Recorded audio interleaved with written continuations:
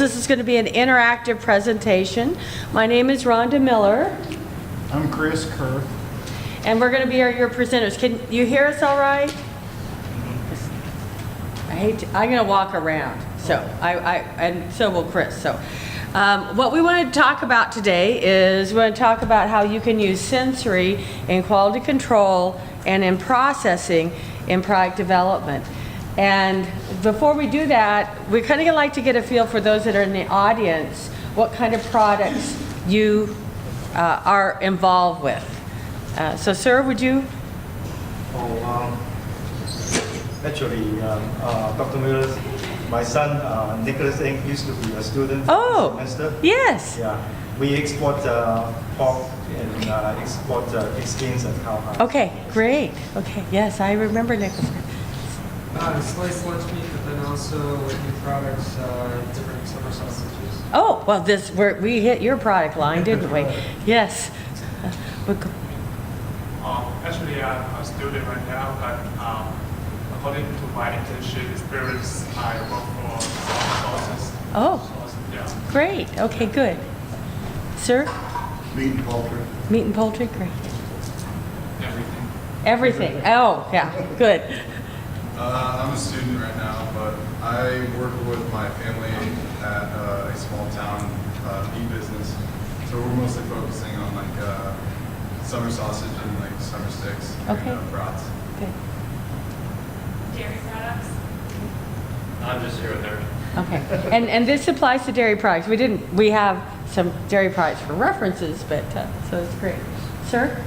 Meat, cheese, bakery, candy. Good. Good. Anna? Meat, poultry, Fresh sauce. Fresh sauce. Great. fresh, frozen, ready-to-eat meals. Cheese. Good. Well, what we're going to do today is we're going to go through an exercise because we find that people really enjoy this a lot more instead of us talking the whole time, which we could, but that it really helps to see how you can use this by going through some references, and then we're going to actually evaluate some products that we process differently, so you can see how this would apply. So what we're going to do is we're going to first introduce to you four attributes. They are flavor and texture attributes in summer sausage. And then we're going to talk about scaling. And then you're going to work through those references so that you can see how to scale within each reference. And then we're going to use those four references or attributes, and we're going to evaluate 3 summer sausage products that we process differently.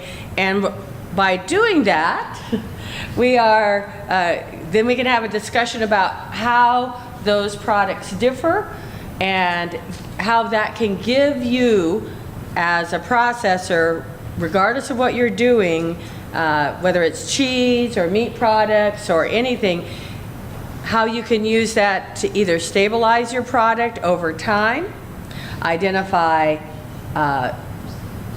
off flavors, or look at processing characteristics that might change through time, or if you have a problem. There are lots of applications, and we can talk about those a little bit. And we use microphones. Oh, we can only, So they can okay. record it. So is afraid of. Can we walk around with it? Yes. Okay, good. I kill myself with these things. Okay, so, but what we are really interested in doing today is showing you how to use this as a tool. And that's the main purpose, regardless of what product it is. I run the sensory testing facility at Texas A&M University, and while I'm a meat scientist, we test lots of products. We're doing coffee, we've done shrimp, spinach, cantaloupe, all kinds of products. And when I work with people in the industry, what we can do is show them how they can measure key attributes with their products And you don't have to be a Kellogg's or a Nabisco with a full range of sensory professionals and still be able to use this. And it's a valuable tool in quality control as well as in research and development. So you can mold it to your own uses. So that's what we're hoping to do today. You ready? So we gave you some tools. And first let me go through what's on this big paper plate. These are your tools. And I'm sorry, this is not the best room to do this. We usually do this when we have tables and everybody's sitting at a table. So luckily we're not very crowded, so spread yourself out. And on this plate, you obviously have 12 references, and there's something on the top of them, and so that helps you to identify them. You also have 3 saltine crackers, and we gave you a bottle of water. The saltine crackers and the water are your palate cleansers. So between samples or references, to cleanse your palate, I want you to take a bite of saltine cracker. You don't have to eat all of it, just take a bite of it. Chew, swallow, kind of let it get in your mouth, and then take a drink of water and rinse your mouth and swallow to get the cracker. And once your mouth returns to normal, then you're ready to taste again. And you need to do that between the references that are flavor references and between the 3 sausage samples that we're going to serve to you. All right? You in for that? Also, you're going to find some toothpicks. That's so that you can pick the sausages up. We're going to give those to you in little cups. You can use your fingers or use the toothpicks. Either one's acceptable. You also have a Texas A&M pen. That's so you can write. And you have a napkin. And one of the most important things, underneath all of that is a piece of paper. And this is going to be your worksheet for the day, and the slides and the worksheet correspond. And I know it's a little hard to get it out from underneath there, but if you could kind of get the paper out so we can go through what we're going to do. I couldn't get mine out, so thank you, Chris. And we tried to get large plates so you could kind of use it as a tray. We couldn't find any trays at the store, so after we saw the room, we decided we needed to have the big plates. So we're going to use a descriptive analysis technique, only we're going to do a short method. I do a lot of descriptive analysis at Texas A&M. I have a trained panel that has over 28 years of experience. We just train new people. And many times when we're evaluating products, like on coffee, we just, with Kansas State University, developed a lexicon that has 108 attributes. Okay. And I know that you're not going to do that, right? That's a lot of attributes. But you know your products, and you know what are important attributes for your products, and what attributes have the potential to change and then alter the quality of your products. So we do what we call a short descriptive method when we work with suppliers or people who are in the industry. And what we do there is we help them to identify what are the key components in their product, especially if they're looking at some new equipment, right? Lots of wonderful new equipment out here on the floor, and you're thinking, okay, that's going to give me better yield, it's going to increase my processing, total pounds of product per hour. There are lots of advantages, but how's it going to change my product? It's probably going to have some changes in texture, because it's going to change things like protein extraction, interaction of ingredients, those type of things. So how do you find out how to adjust that equipment so that you get product that's the same as what you're currently producing before you add the new equipment? Or if you want to change an attribute like texture. We were talking to the riser people with the alginate casing, and they were talking about how it's a little bit softer than a collagen casing. And so we talked a little bit about how you could measure that, and I went and tasted their products, and very good and unique identification. But if I was in product development, and I actually used to be in product development in industry, one of the things I would do would be work with that system, which is a great cost-reducing system for those particular products, but I'd want to try to get the same bite and that initial bite down and the hardness on those casings. So this is where you can use this kind of a technology. And I know I use outside panelists. I pay people to come in and eat. They have to be trained. Hannah and Laird is back there. She actually runs my panel on a day-to-day basis. And I spend a lot of money and a lot of time keeping them trained. I know most of you don't have that luxury, but you can use quality control technicians, R&D people, and you can use this without spending months and months of training because you have people who are technically oriented. They're bright people. When I was in industry, I used to not let my boss do this because he just loved everything and he could not scale. And I'm like, I'm sorry. I don't care if you can eat the product and you can test it and you can see what we do, but you know what? I'm not using your score. You're out of here. And you need people who can make judgments. And then you have some documentation on your product that you can come back in 3 months or 6 months and you can evaluate your product and you can look at the descriptive scores and you know what it was because you know what that score means. So that's what we're going to be doing. Do any of you use any type of descriptive analysis right now? Okay, some of you do. All right, good. And so as we go through this, if some of your experiences, we'd be more than happy to have you share it because we want this to be an interactive session. All right, you ready to go? So what we're going to do is we're going to use a 0 to 15 point scale. And so at the bottom of your page, I put this slide because I find with our panelists, even those with lots of experience, and even myself who has lots of experience, that it helps me to keep mentally anchored as to what I'm really trying to accomplish. And we use the 0 to 15 universal scale from Spectrum. That's where this comes from. And 0 is none, and 15 is extremely intense. And a 2 on this scale is, oh, I think it's there. We're doing coffee. Okay, so Chris and I are doing coffee, and Chris may talk a little bit about that because he's our GC mass spec chemical expert. He's the flavor chemist. I'm the sensory person, so those questions he's handling. But we'll buy coffee that says, fruity, woody, oak flavors or whatever, and we'll take the coffee and we're like, well, it's kind of there. Oh, yeah, but they're using that as a marketing term. That's a different thing, but it may only just be barely detectable. Yes, it's there, it's fleeting, it's not prominent.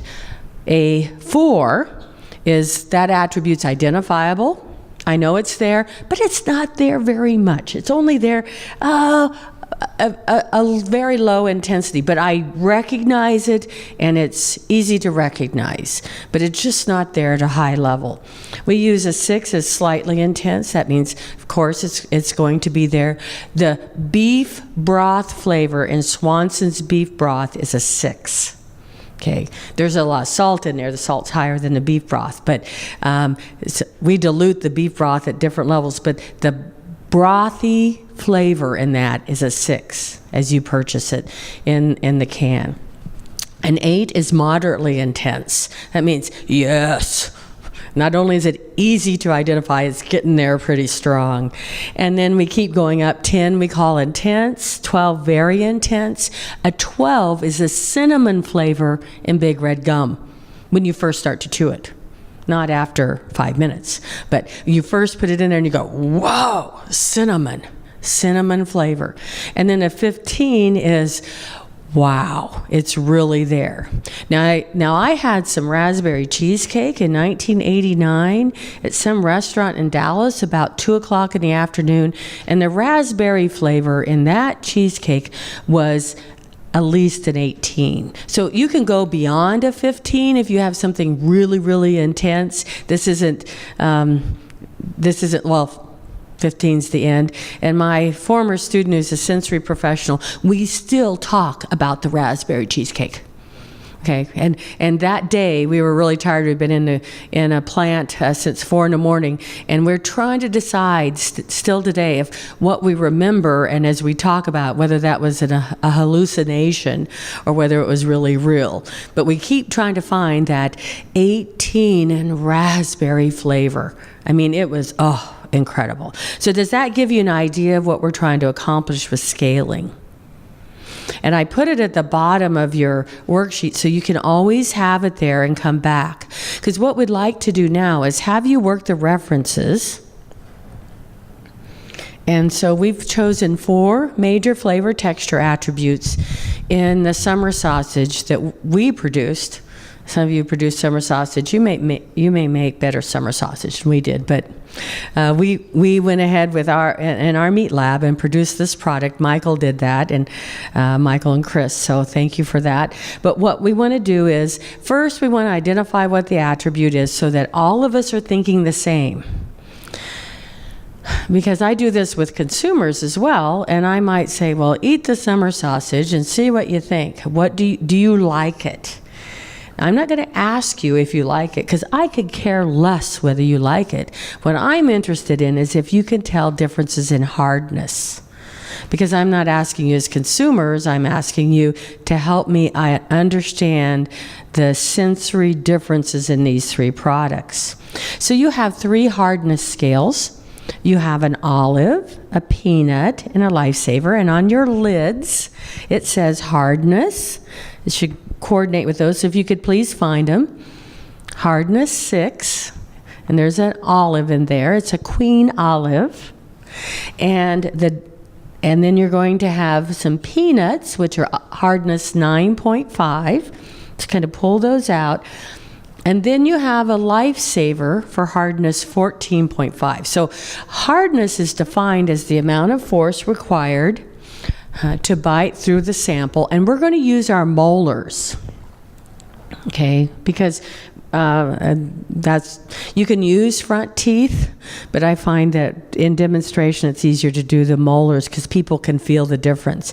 Now, a 1 on this scale is a 1/2 inch cube of cream cheese. Can you imagine if we gave that to you? We didn't want to worry about foodborne illness, so we decided not to give that to you. But can you imagine putting it between your molars and you bite down and it's like air? And you know something's there, but boy, there's no resistance. Think about that lifesaver. So you bite down, crunch, right? It takes a lot of force. That's a 14.5. So what I want you to do is to work these 3 references. With these references, you don't have to take the bite of cracker and sip of water because it's not flavor, right? And you might want to take some water to wash your mouth out in between. But I want you to take the olive, put it between, decide which side of your mouth is your chewing, biting side. Put it between those molars and bite down. And think about how much force is required to segment that olive. Then you can eat it and swallow it. If you don't like olives, then you can put it back in the cup and we'll throw it away. Then I want you to do the same thing with a peanut. And some of you have half peanuts and some of you have whole peanuts, but put the peanut, and we try to give you 3 peanuts, so you could do this a couple of times, but put the peanut between your molars and bite down and see how it takes more force. Now the force in the olive, it was definitely something there, wasn't there? But remember, it's a 6, it's definable, slightly intense, slightly hard, where that peanut's much harder, but not a whole lot harder. And then last, take your lifesaver out of its wrapper. I had some people yesterday biting through the wrapper. You're welcome to do that if you don't want to eat the lifesaver. But we're trying to give you salt and sweet here. No, and bite through the lifesaver and see how much force it requires to segment that lifesaver. It's a lot. 14.5.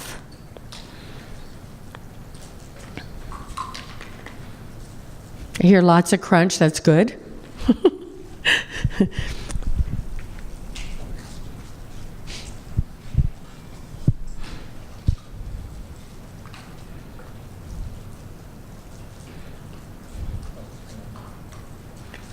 Now, there are lots of other attributes with texture. We just chose hardness because it's one that's easy to pick up. Obviously, cohesiveness of mass, sometimes particle size, sometimes grittiness. There's lots of different adhesion, cohesion, da-da-da. And if you need help on understanding what attributes might be important in your product, I'd be more than happy to help you identify those. There's some good sensory books. There's some good information online as well. And these references that we use are from a textbook called Sensory Evaluation Techniques by Melgard et al. And that's the one that I use. There's a number of other good textbooks out there as well. Okay, you got the hardness? Everybody got hardness down? Okay, we're going to go to the next attribute. And the second attribute is salty. And salty is a basic taste. We chose 2 basic tastes. So basic tastes are on your tongue. And we used to always talk about a tongue map, but we know that there are receptors throughout the tongue. And salty is the perception that you're going to have when you drink these solutions. Now, we chose to give you 4 solutions because we wanted to give you a 2 through a 15. So 2 is going to be that barely detectable. Yes, it's salty, but it's not that salty. And then a 5 and a 10 where it's going to be intense, and 15 where it's going to be extremely intense. And here you do need to at least use the water. I like the saltine crackers. I kind of mush my tongue around in it to kind of pull the salt out of it. There's soda in those saltine crackers, but they are saltless saltine crackers.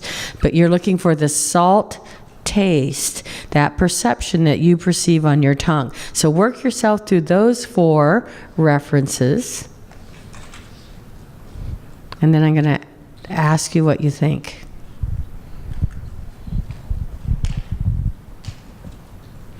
And if you don't have one of the references, raise your hand. We try to check the trays when you gave them. We have lots of references up here too.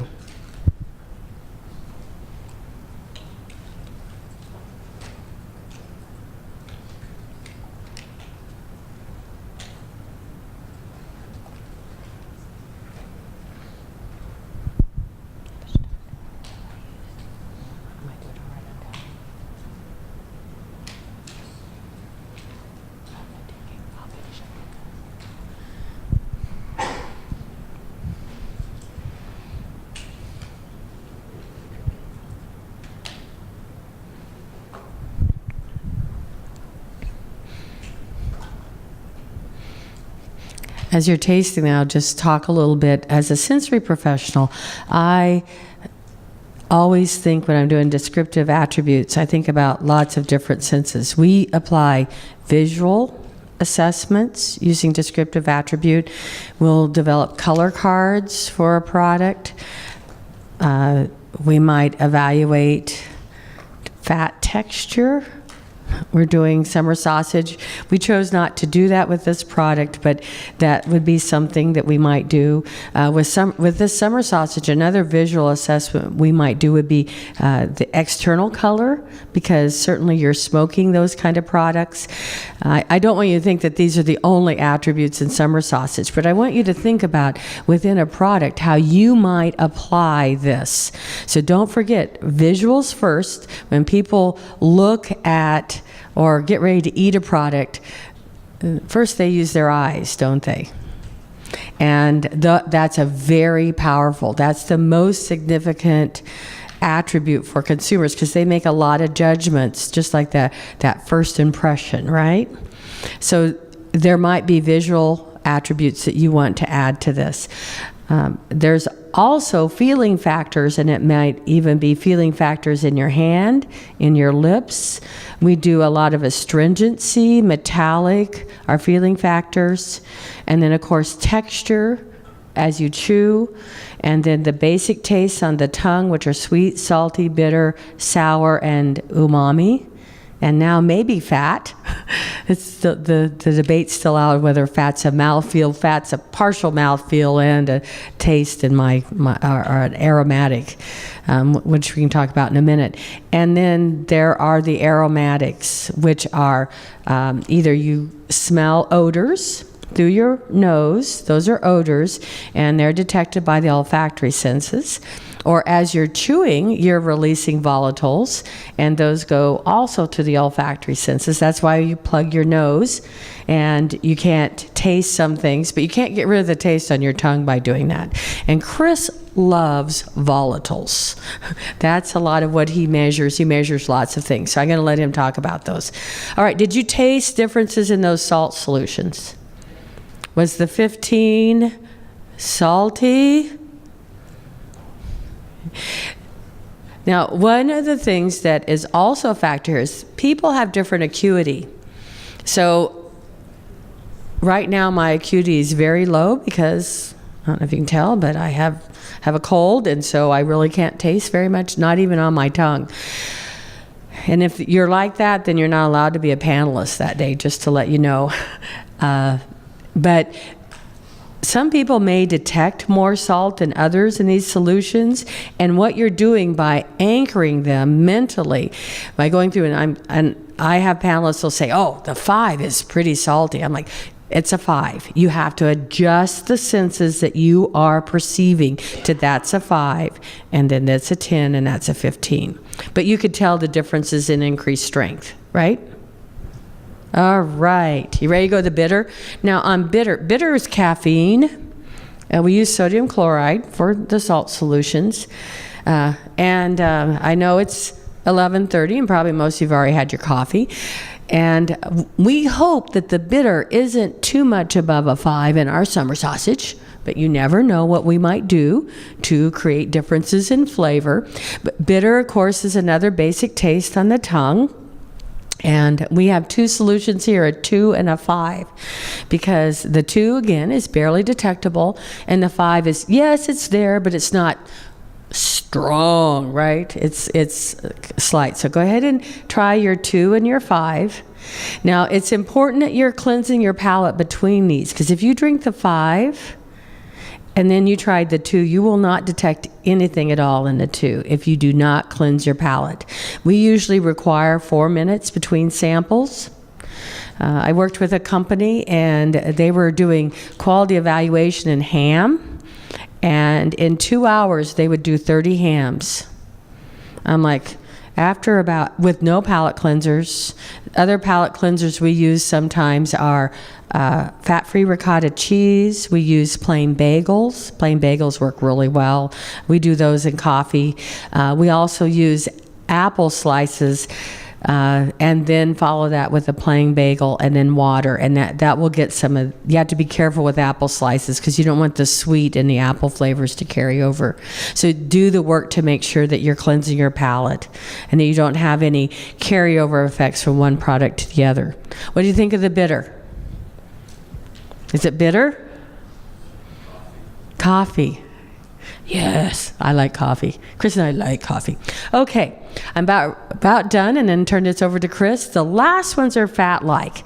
Now, we gave you skim milk, which is fat 1, 2% milk, fat 2, and whole milk, which is fat 3. But those numbers on there don't reflect their level. They're just to give them a difference. I want you to taste all 3 of those milk, and then we're going to see what you think the level of fat-like.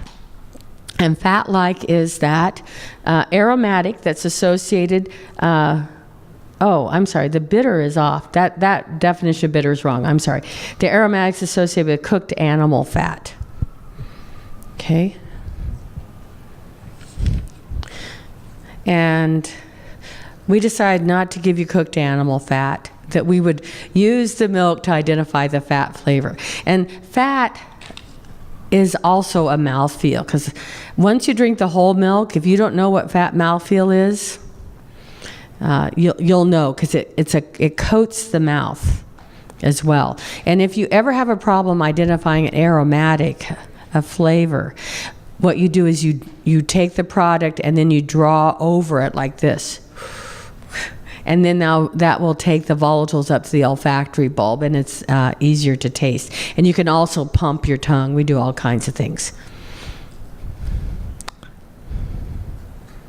Just giving you time to finish the milk. So I had Hannah and Michael and Chris taste the milk because I'm not very good the last week or so in tasting things. And we came to consensus on what we think the fat-like flavor is in each of these. And we'll see what you guys think.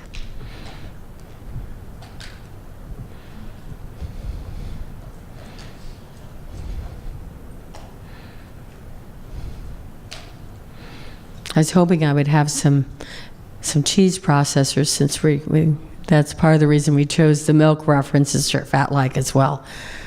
Because this goes across products and across products, consumer products, many products. So what do you think the fat-like flavor is on an intensity level in the skim milk? Anybody want to guess? Tell me what you think. 2? Everybody 2? Yeah, 2. Hey, you're good. That's what we thought too, as well. We had that as a 2. Okay, so if that's a 2, what do you think the 2% milk is for fat-like? 6? 6? How many think 6? Around 6. Plus or minus 1, around there. We put it at a 6. That's amazing. What about the whole milk? Where do you think the fat-like is on the whole milk? 10? 9? 9. Well, we'll call it either a 9 or a 10 in that range. It's definitely, oh boy, it's really there, isn't it? You can tell it is still in your mouth. Yeah. Okay. Well, those are the references. I'm going to turn it over to Chris. And this is so that I get to eat some summer sausage too. Great. The reason that we had these particular references is that if you think about each one of these individually, these are traits that you would find in summer sausage products, which is what we're going to taste here in a minute. And Michael and Hannah are passing some unknown samples out. So we have salty, we have bitter, we have fat-like, we have hardness. So these are all characteristics. And the important thing is that using the references, that allows you to concentrate on that particular trait without worrying about the other things. So if you bite into a piece of summer sausage, yes, you're testing hardness, but you're also thinking about saltiness, you're thinking about fat-like, you're thinking about all of these things at once. The references allow you to think about each one of those individual traits by themselves without thinking about something else. And so that allows you to go back as a reference back to that individual trait as an anchor point as you're evaluating these unknown sausage products. Okay? And so what we're going to do, if you turn, where's our sheet here?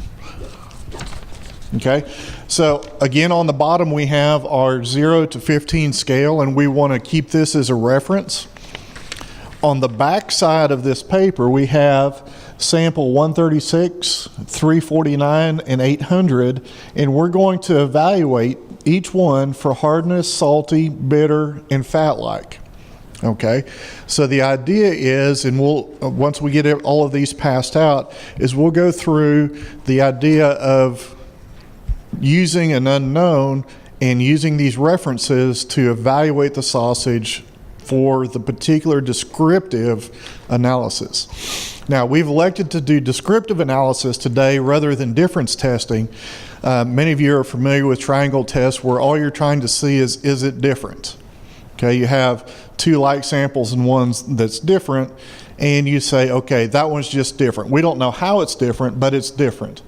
Descriptive analysis goes one step beyond that, and not just is it different, but quantify what that difference is according to the specific traits that are important for that product. Okay, and so if you go and change a formulation, you change the spice formulation, you can go in and identify what specific traits that might be that are changing so that you can scale it and then go back to some gold standard that you have for your company and say, okay, this is our original product. Does it scale the same as this new product that we're trying to test?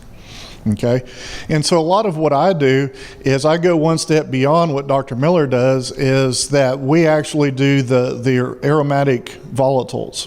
And so we have a machine that can actually measure the aromas coming off of the food product, capture those, and then we put it on a GC mass spec, and it tells us the actual chemicals that are in those aromas.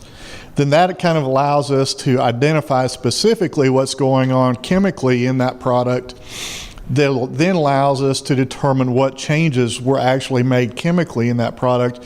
And then we can kind of reverse engineer and enhance those chemicals that were positive and try to find those that were negative and try to reduce those chemical compounds that were negative through the cooking process, through processing, whatever it might be. We can identify where those might have been generated and then either enhance or take away. So we all have our unknown samples right now, and so what I would like us to do is to take sample 136, and just like we did with the other samples, is place it between your molars. And again, we're going to evaluate 4 different scales: hardness, salty, bitter, and fat-like. All right, so identify that going back to anchor on that 0 to 15 point scale. And we'll go through and scale that, and then we'll talk about it.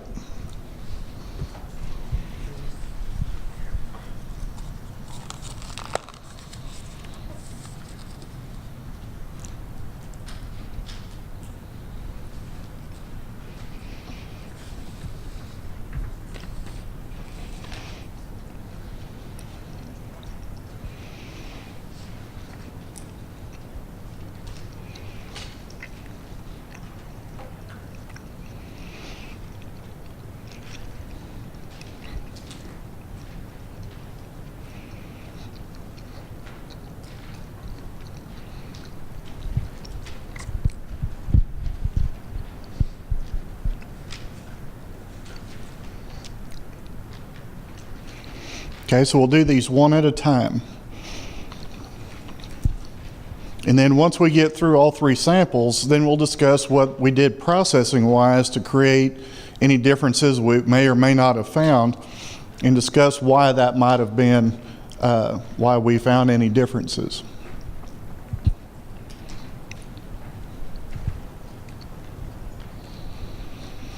The important thing when we're evaluating these is to concentrate on each individual characteristic. The hard thing is we have a lot of things going on, right? Because in this sample, we have some spices, we have some pepper flavors, we have some other volatiles that are also in that flavor, but we kind of have to push those out of our minds and concentrate on just the 4 characteristics that we're concentrating on, okay? So let's talk about hardness on 136. What did we score hardness? A 4, okay, a 2. So you had it a 5. So what we can say is, let's compare it to that olive. The olive was a 6. And so probably we could say that it certainly wasn't any harder than that olive, okay, and probably softer than that olive.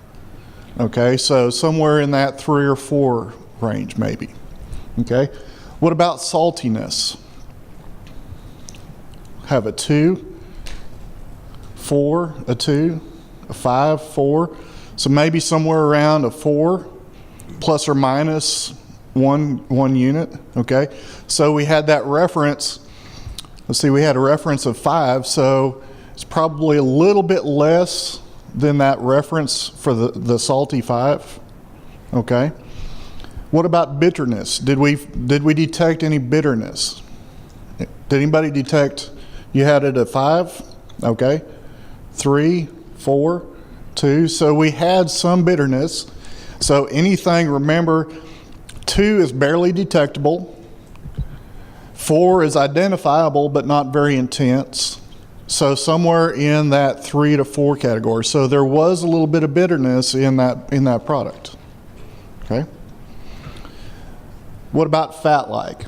Now obviously we have a product, a summer sausage product that has fat in it. So what did we score fat like? 4? An 8? Okay. Because it's so soft, I feel like it's more like fat to me. So there's a lot of coating your mouth, but the flavor, okay? So we had an 8, we had a 4. Who else? An 8? 7? Okay. So had a 5. So maybe somewhere in that 7 to 8 category, because it is a processed product that has fat in it. Okay. So that's probably in that 7 or 8 range. Okay. So everybody kind of getting where we're going with this. Okay.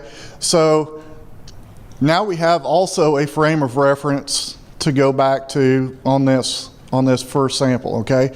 Go back to your references individually and go through each one of these. So let's do number 349 now. We'll do the same thing.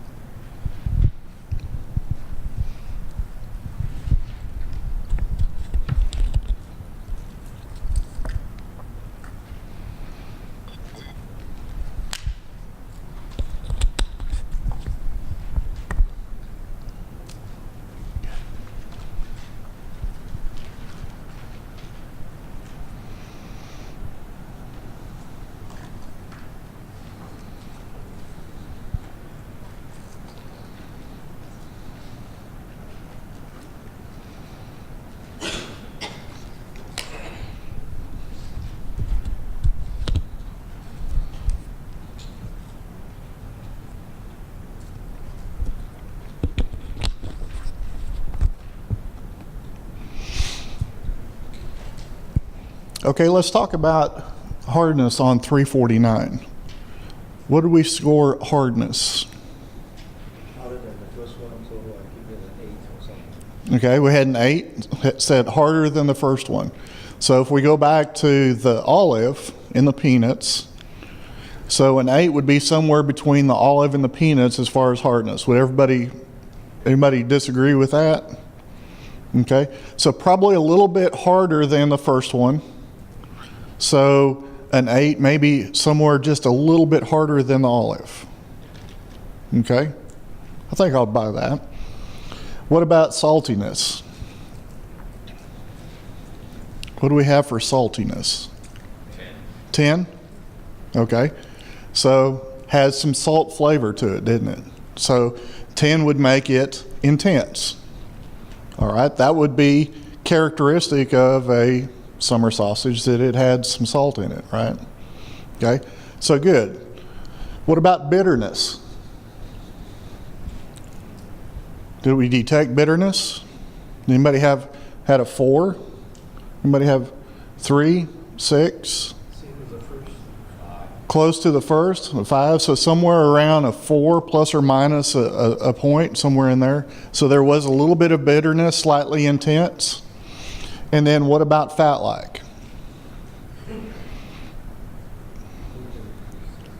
Had a 7, so more or less than the first one. A little bit more, the same, slightly more. Okay, so somewhere in that 7 or 8 range, plus or minus a little bit. Questions on that one? I think y'all are doing a great job. I think you're right on target with what we're seeing. All right, let's finish on number 8. Take you a sample of cracker in a water, and we'll sample one more sample, and we'll go through the characteristics of it, and then we'll talk about the results.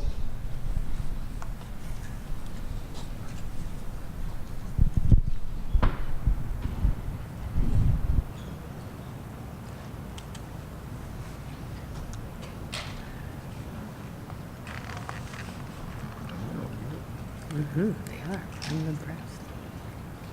It helps that they're all food people.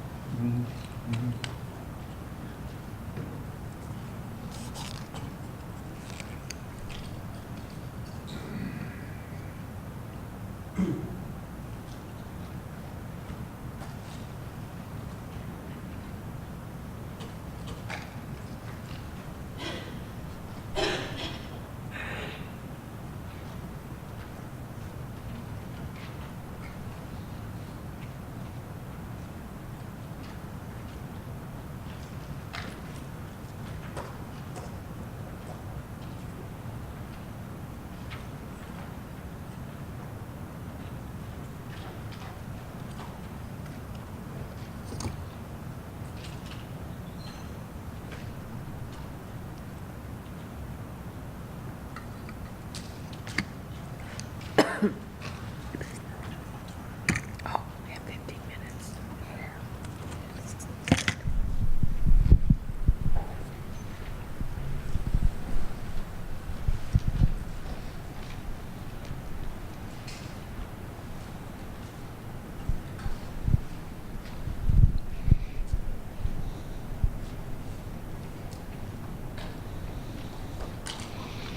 Okay, let's talk about number 800 and hardness. What did we score for hardness? 4, 5, 4. 4 seems to be pretty consistent. So less hard than that olive. Okay? You guys are doing a great job. What about saltiness? 3, 4, 5, 4, 4, 4. So somewhere in that 4 range, plus or minus a little bit. Maybe a little bit less than our 5 reference for salty. All right. What about bitterness? Did we detect bitterness? 4 and a 2, 4, 3, 3. So probably a 3 plus or minus 1. Okay, good. So just barely detectable, just a barely detectable amount of bitterness. And then what about fat-like? 6, 5, 8, 5, 5. Okay, so 5 or 6 plus or minus a little bit. Good. You guys did a really great job in differentiating these. So any guesses on what differences we had in the sausage? What was the main difference? Like 136 and 800 almost are very similar. Very similar. You're right. You're very right. What we did is we produced 3 batches of summer sausage. The raw materials, the meat block was exactly the same. So exactly the same amount of fat. The spice blend was exactly the same for all 3.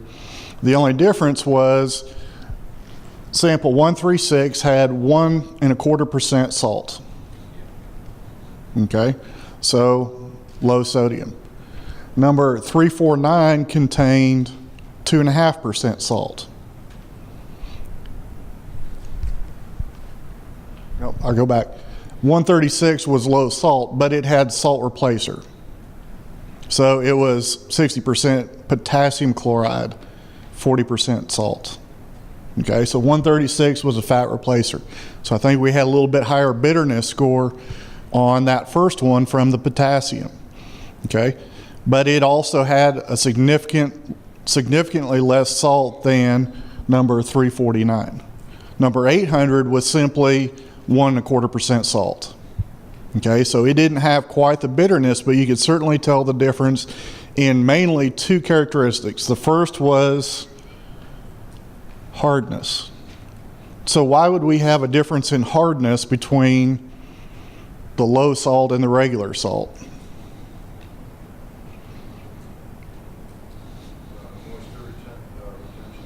Moisture retention, protein binding, and extracting the protein out of that muscle to get binding of water and other particles. So that salt, besides the flavor characteristics, the main functional characteristic of salt is for bind, both water and other particles.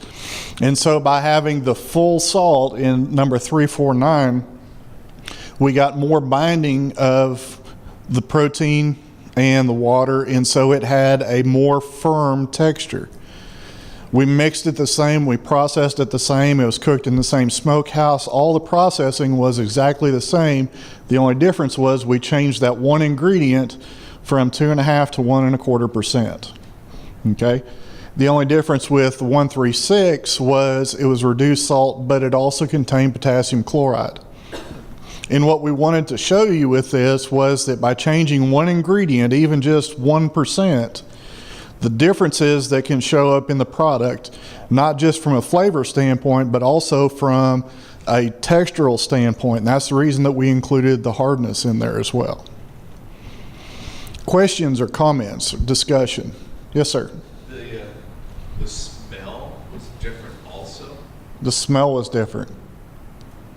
How does the salt do that? Well, if we think about all of those volatiles, a lot of them are water soluble. And so the binding of the water changes how those aromas are volatilized as you eat it. And so it's going to change, and we can get a change in detectable spice blend by changing that one ingredient as well, because there's less masking, because the salt masks a lot of those other flavors. And so with a lower amount of salt, you get more volatiles. There's a change in binding, so water binding changes the volatiles. So you're exactly right. Is there any Okay. level is potassium chloride as a preservative? And how well does it act as a preservative, like, compared to salt? Neither one of them at these levels are really going to have any preservative effect. Yeah. So, yeah. Is there any rhyme or reason behind like when we look at the reference samples, we generally get from lowest to highest, and then here, it's kind of a mix. How do you generally formulate that test? The samples, and that's why I actually had to look, I have a cheat sheet up here. The idea is that you want to do them completely at random, because you don't want to have some preconceived notion of, well, the next one's going to be higher, the next one's going to be lower. So it's very important, and that's the reason that we have these 3-digit codes up here, is those are random numbers that we picked out of the back of a book. So they're completely randomized so that you don't bias the panel in any of those particular traits. You're exactly right.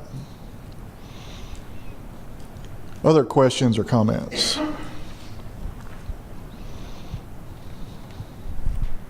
You have any comments? And you went through 800? Did you go through? Yes. Okay, that's right. Okay, the last point that we'd like to make is we've given you a demonstration on how you could identify some key attributes in a product, use a scale, and one of the points I wanted to make is that I always get asked, well, you have highly trained panelists, or you're very sensitive, and you see a 1-point difference. Is that important to consumers? And a lot of what Chris and I have been doing the last 5 years is trying to understand some of those relationships. If there is, on this scale, it depends on the consumer group, but we've looked at millennials, non-millennials. We do a lot of beef work, light beef eaters, heavy beef eaters, moderate beef eaters. And a 1-point difference on this scale, they can detect. Now, they won't tell you, well, it is 1 point harder and with more salt. The salt they can usually get, but they will know that it changed in some way.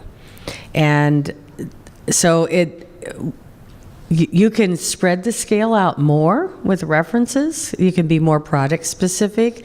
We've used a universal scale so that it's something that we can all talk about, but you can develop your own scales. And that's the most important thing here, is that you develop your own scale. Because for coffee, okay, so we did bitter. I heard, probably have some coffee drinkers in here. And bitter is a lot higher in coffee than it is in summer sausage. And so we use a little bit different scale so we can find those differences. So don't be afraid to do that. You know your products. The important thing is that you anchor those references so you can come back and you can always talk about a 6 for bitter or a 6 for salt or what the hardness is. Because then you don't get drift and you don't have to worry about your own memory. You have it documented, and you can identify that, and you can come back at any time and look at your product and see how it expressed those attributes at a standard time, and you decide where you want that product to be for those attributes. I've given you a website up here, the American Meat Science Association, for those that are involved in meat. We have a sensory and cookery guideline. We're looking at adding an addendum to that for processed meats.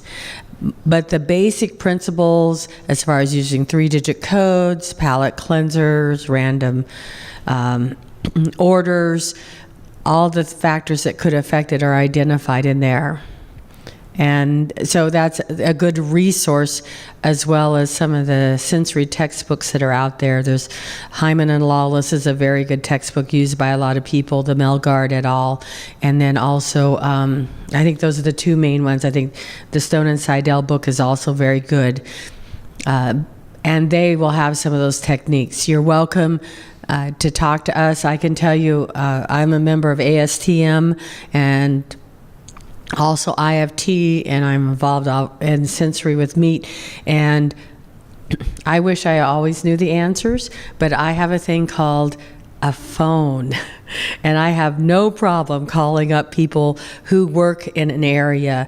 I have a colleague who works a lot in poultry, and so, if I have a poultry question, then I call her up and like, oh, what do you do? Sometimes some of that information is confidential because she works in industry, and what you develop should be obviously your own, but we can use some people who are public servants at the university to help you out. So thank you very much, Chris, and I appreciate your time, and we're happy to stay around if you have any specific questions. Thank you.